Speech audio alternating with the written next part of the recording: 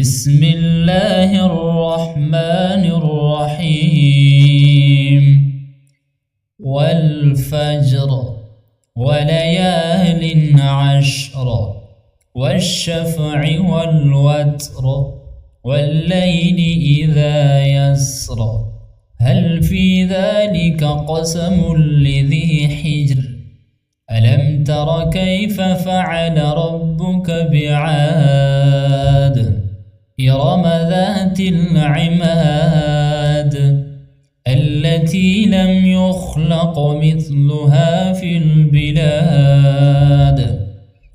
وثمود الذين جابوا الصخر بالواد وفرعون ذي الأوتاد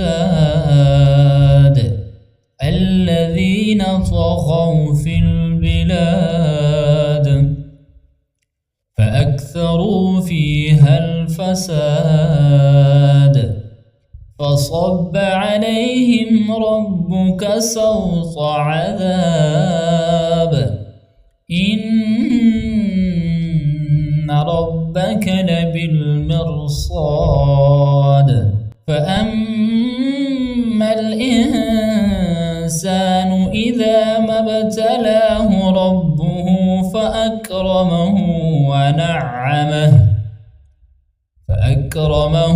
ونعمه فيقول ربي أكرمن وأما إذا ما ابتلاه فقدر عليه رزقه فيقول ربي أهانن كلا بل لا تكرمون اليتيم ولا تحاضون على طعام المسكين وتأكلون التراث أكلا لما وتحبون المال حبا جما كلا إذا دكت الأرض دكا دكا وجاء ربك والملك صفا صفا وجيء يومئذ بجهنم يومئذ يتذكر الإنسان وأنى له الذكرى يقول يا ليتني قدمت لحياتي فيومئذ لا يعذب عذابه أحد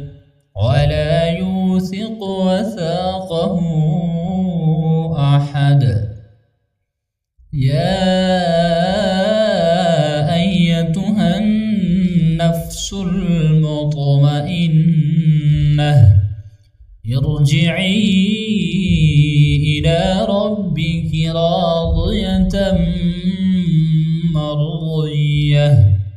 فادخلي في عبادي وادخلي جنتي.